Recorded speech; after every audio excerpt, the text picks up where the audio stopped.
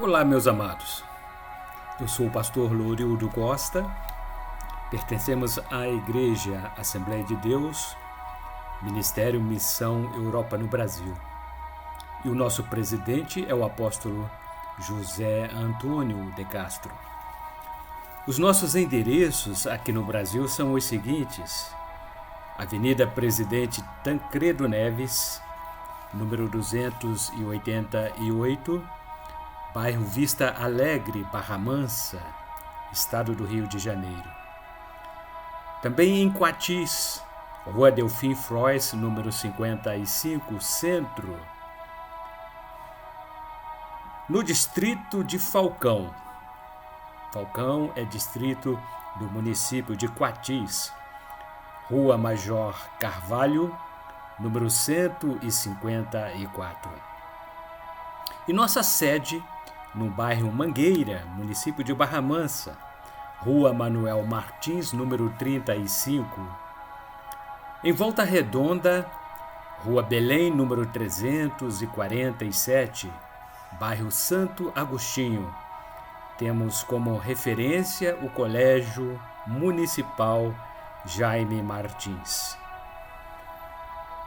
Porto Real, Rua 9, número 164, bairro Freitas Soares. Nossa igreja fica bem centralizada na entrada da cidade, em frente ao CRAS.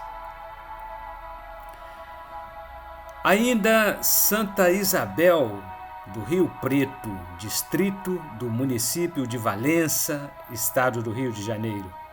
Rua Rodovia, número 20.934, próximo à Torre. Em Pinheiral, Rua Benjamin Constant, número 3.907, quilômetro 5. E no estado de Minas Gerais, temos dois endereços. Em Santa Rita de Jacutinga, Rua Governador Valadares, número 350, Centro, bem em frente à Praça Society. E ainda Rua Coronel Antônio Saturnino, número 194, bairro Esperança, Caratinga, Minas Gerais. Bem, amados, estamos recomendando para os amantes da Palavra de Deus este livro recém-lançado, Pneumatologia. É um livro que trata das doutrinas sobre o Espírito Santo, a terceira pessoa da Trindade. São 160 páginas que falam sobre as atividades exercidas pelo Espírito Santo, doutrina do Espírito Santo, símbolos, dons espirituais, fruto do Espírito, todos os temas relacionados à paracletologia. Nós recomendamos o nosso livro Pneumatologia. É um livro que não pode faltar na estante de um bom obreiro. E para darmos continuidade aos estudos de nossas lições bíblicas, o nosso manual Ebenezer Dominical é a revista da nossa Escola Bíblica Dominical.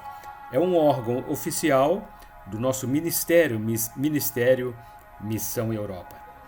E neste segundo trimestre estamos estudando sobre missiologia. Esta revista foi escrita pelo nosso presidente, apóstolo José Antônio de Castro. São temas que tratam das tarefas delegadas por Jesus Cristo à igreja contemporânea e que, por sinal, tem se tornado um grande desafio. Hoje, dia 21 de abril, nós estudamos a lição número 3, que tem por tema Como a igreja primitiva cumpriu a sua missão. O nosso texto áureo encontra-se no capítulo 2, versículo 37 do livro de Atos dos Apóstolos, e o escritor Lucas assim expressou: E ouvindo eles isto, compungiram em seu coração e perguntaram a Pedro e aos demais apóstolos: Que faremos, homens irmãos?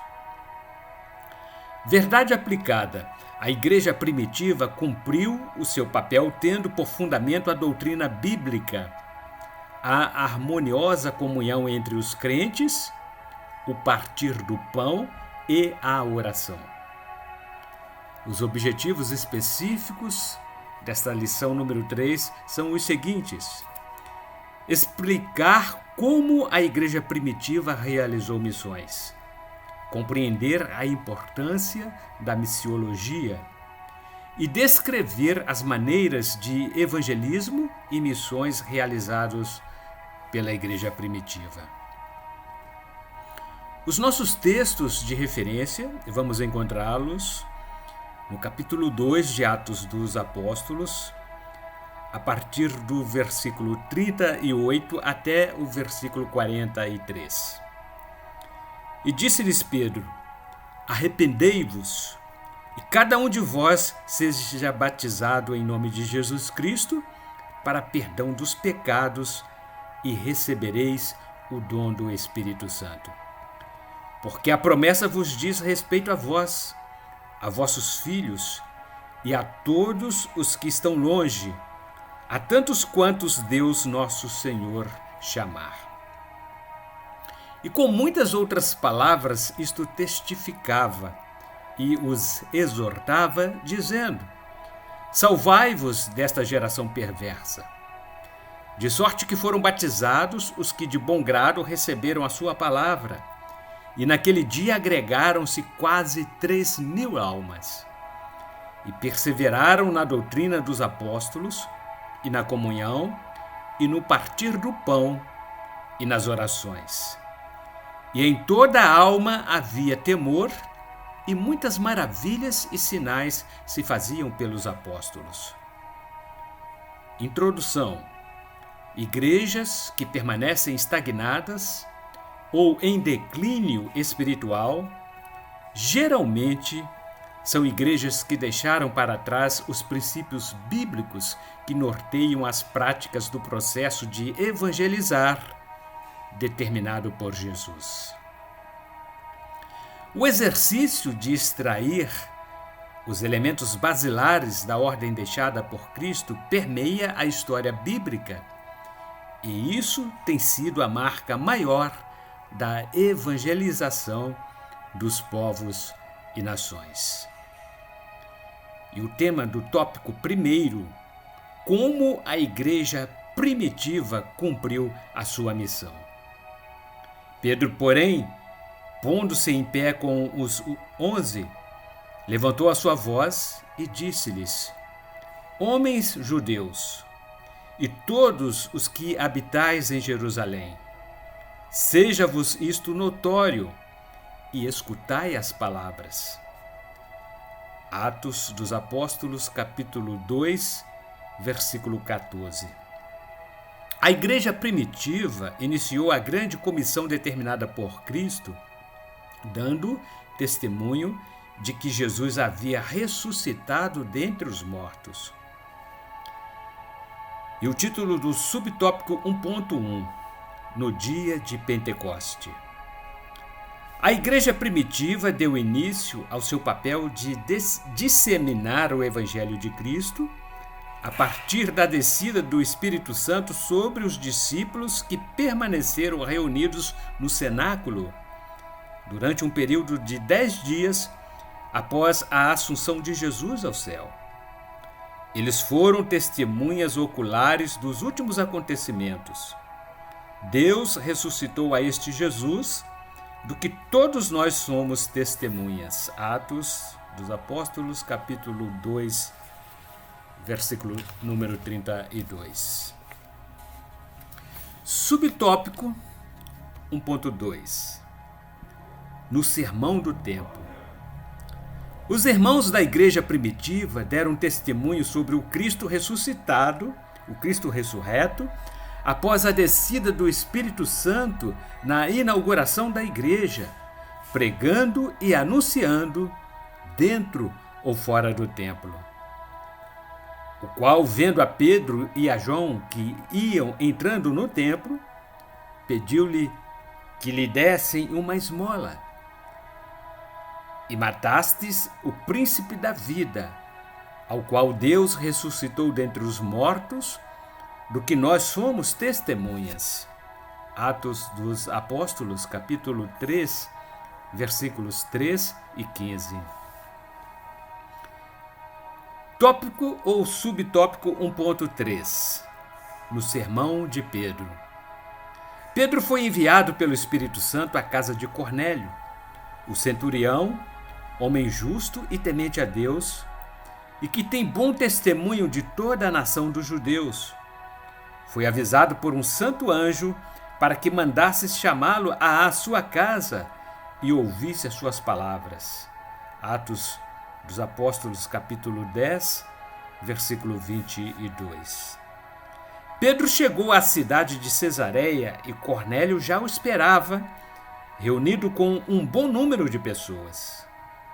Pedro, então, proclamou o seu sermão acerca do plano da salvação elaborado por Deus através do sacrifício de Jesus.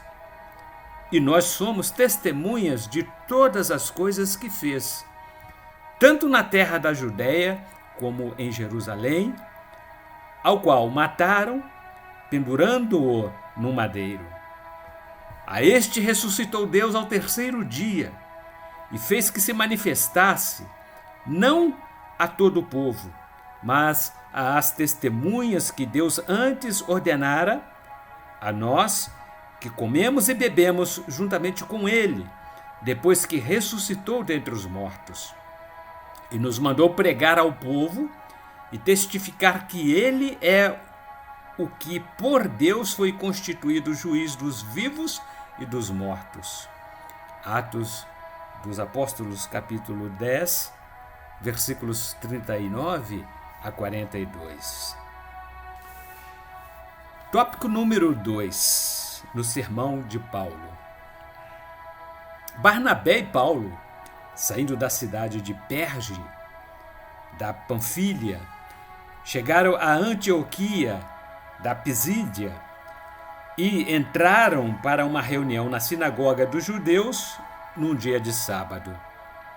Assentaram-se, ouviram a lição a respeito da lei e dos profetas, e lhes mandaram dizer os principais da sinagoga: Homens e irmãos, se tendes alguma palavra de consolação para o povo, falai. Atos dos Apóstolos, capítulo 13, versículo 15. Paulo levantou-se, pediu silêncio e começou a dizer-lhes: Mas Deus o ressuscitou dentre os mortos, e ele por muitos dias foi visto pelos que subiram com ele da Galiléia a Jerusalém, e são suas testemunhas para com o povo. Atos dos Apóstolos, capítulo 13, versículos 30 e 31. Subtópico 2.1. Como a igreja primitiva cumpriu a sua missão?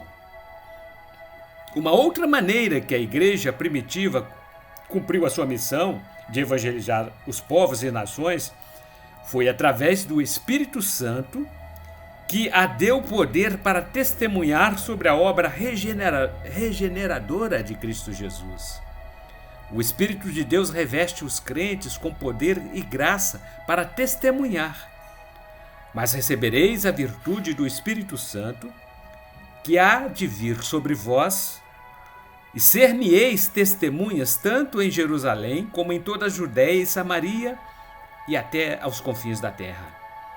Atos dos Apóstolos, capítulo 1, versículo 8. Vejam também o mesmo livro, Atos dos Apóstolos, capítulo 2, versículo 4. Subtópico 2.2. Testemunho na perseguição. Apesar do enfrentamento às grandes forças contrárias, os irmãos da igreja primitiva não se desmoreceram como a flor que murcha e cai. Eles atacaram de frente os perseguidores do Evangelho de Cristo e nunca deixaram de anunciar a salvação. E Saulo assolava a igreja, entrando pelas casas e arrastando homens e mulheres, os encerrava na prisão.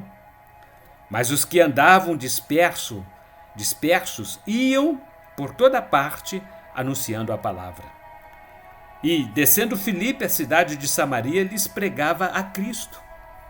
E as multidões, unanimemente, prestavam atenção ao que Filipe dizia, porque ouviam e viam os sinais que ele fazia.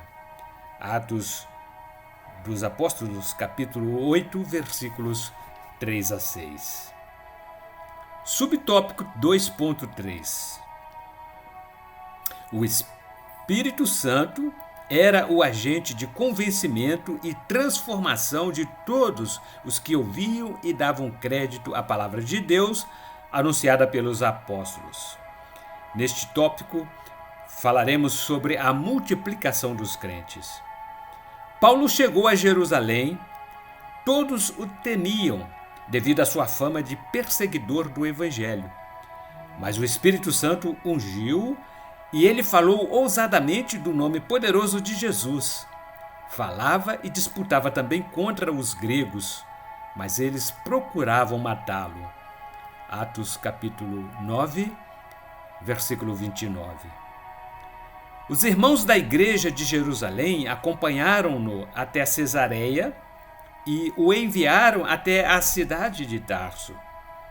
E o Espírito Santo agia para a multiplicação dos crentes.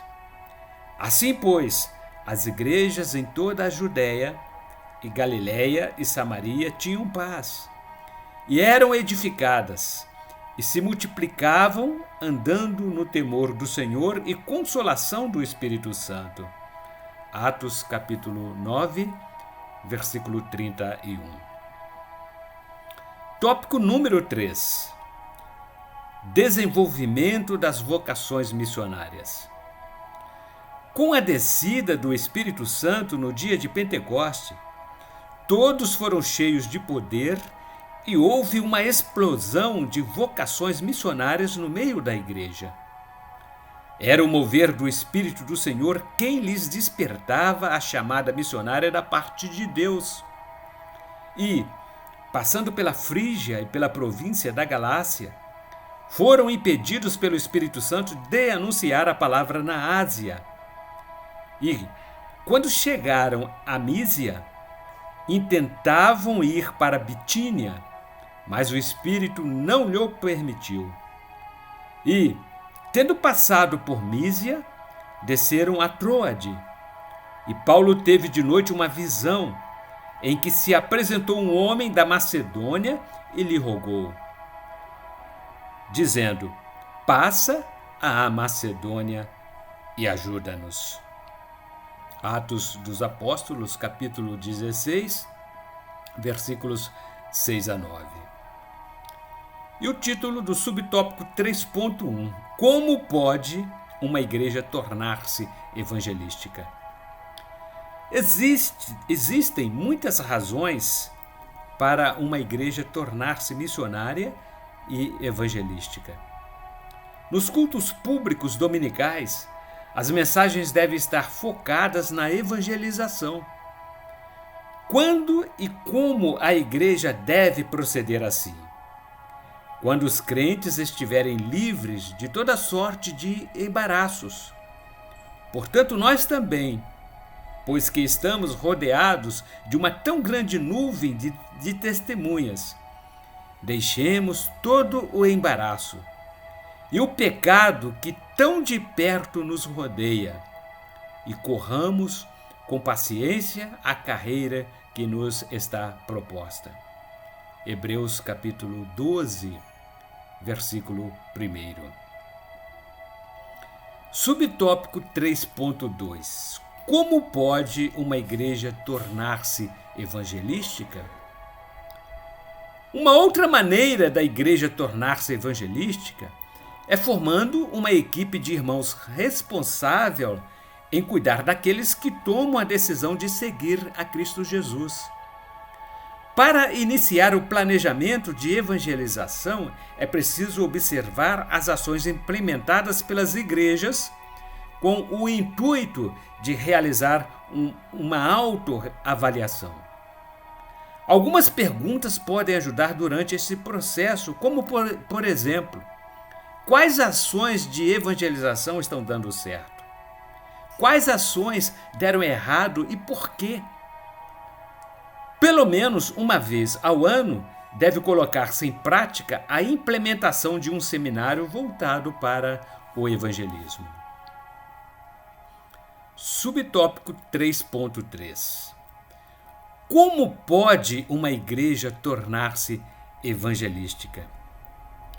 A liderança eclesiástica e os coordenadores de departamentos devem promover reuniões periódicas de orações, especialmente em favor da obra missionária e de evangelismo, tendo como objetivo principal a salvação de almas.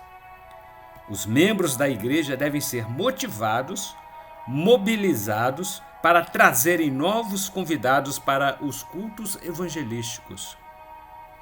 E concluindo esta nossa terceira lição, depois da descida do Espírito Santo no dia de Pentecoste, conforme registros em Atos capítulo 2, a igreja crescia e se expandia cada vez mais, de forma quantitativa e qualificativa.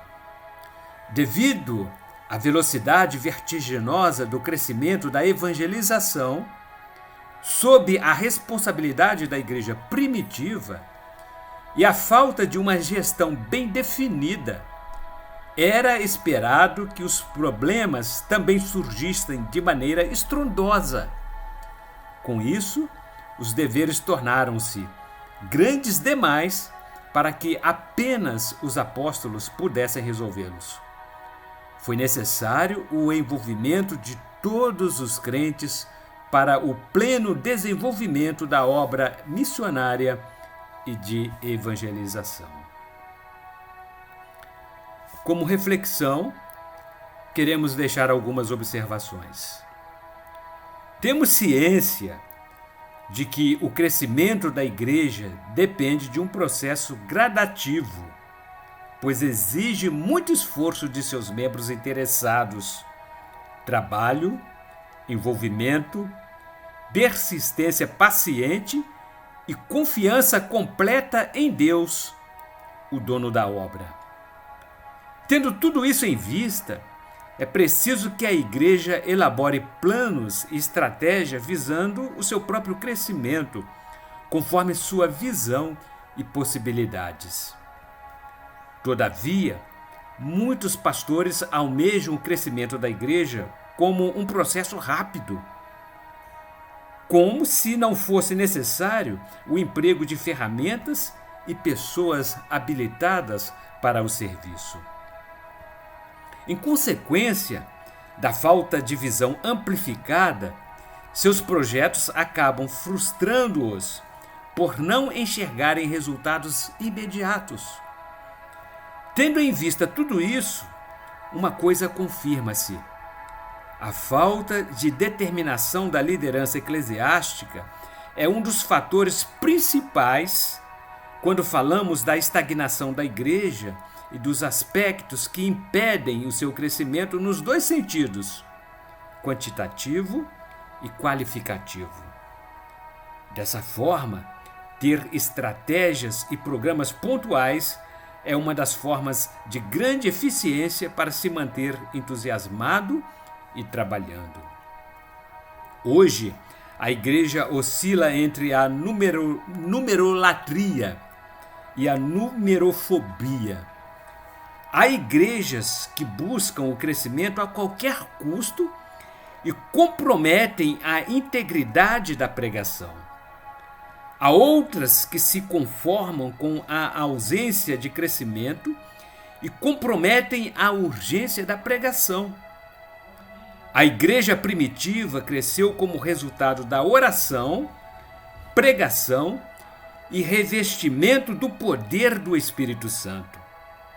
A igreja primitiva cresceu porque, em vez de criar conflitos raciais ou culturais, pavimentou o caminho da comunhão do Evangelho. E no próximo domingo, amados e queridos, nós retornaremos com a lição número 4, no dia 28 de abril, quando o tema será evangelização pessoal. Esta é a nossa revista da Escola Bíblica Dominical, Ebenezer Dominical. O comentarista destas lições deste segundo trimestre é o nosso presidente do Ministério Missão Europa no Brasil, apóstolo José Antônio de Castro. E a temática dos nossos estudos tem por base missiologia, tarefa delegada por Jesus à igreja e que se tornou num grande desafio. Queremos reforçar a apresentação que fizemos no início deste estudo. Este é o nosso último lançamento, Pneumatologia. São doutrinas que tratam da terceira pessoa do Espírito Santo. Um estudo sistemático sobre o Espírito Santo. Vocês poderão adquiri-lo em qualquer uma de nossas igrejas. São 160 páginas, editadas pela Líteres Editora. E não pode faltar na estante, na biblioteca de um obreiro que tenha interesse pelo estudo da palavra. Aqui nós vamos encontrar vários assuntos, vários temas que tratam da pessoa do Espírito Santo. Falamos aqui da autossuficiência do Espírito Santo e esta autossuficiência irá afirmar que ele, o Espírito de Deus, é Deus, né? É parte que compõe componente da Trindade, do Deus uno e trino. Também veremos que o Espírito Santo exerceu atividades na criação. Quando Deus criou todas as coisas, Deus criou o universo. O Espírito Santo estava como agente da criação, participando juntamente com o Pai e o Filho. Estudaremos sobre o Espírito Santo e conexão com Cristo e veremos que este Espírito de Deus ele interage conosco. Ele é o autor das Sagradas Escrituras. E quando queremos conhecer os mistérios escondidos em Deus, a Bíblia, a Palavra, as Santas Escrituras, é a revelação de Deus que foi, através do Espírito Santo, inspirados homens que as escreveram. E temos então a autoria do Espírito Santo nas Sagradas Escrituras participando como autor. Também o Espírito Santo participando na encarnação do Verbo. Cristo, quando veio na natureza humana, na forma humana, né? Maria, ela ficou grávida do Espírito Santo, né? Por ação e graça do Espírito Santo. Veremos que o Espírito de Deus ele teve uma ação extraordinária para que Cristo viesse na forma humana até nós. E através disto o Espírito Santo habilita-nos para que possamos ser testemunhas vivas neste mundo tão cruel. O Espírito Santo habilita-nos, né, como verdadeiro cristão. E estudaremos sobre os símbolos do Espírito Santo, o batismo com o Espírito Santo como revestimento de poder, a presença completa do Espírito Santo na vida do crente, os dons espirituais os dons ministeriais, os dons de poder, os dons de elocução, o fruto do Espírito, o Espírito Santo e o fruto do Espírito e muito mais. É um livro que nós recomendamos e que cada um de nossos obreiros, de estudantes que se interessam pelo conhecimento, pelo crescimento espiritual, levem-no e vocês então serão abençoados. Pneumatologia, um estudo que trata das doutrinas sobre o Espírito Santo. E na próxima semana, se Deus permitir, nós aqui retornaremos para então darmos prosseguimento aos estudos das nossas lições da Escola Bíblica Dominical. Até lá, na abundante graça de Deus.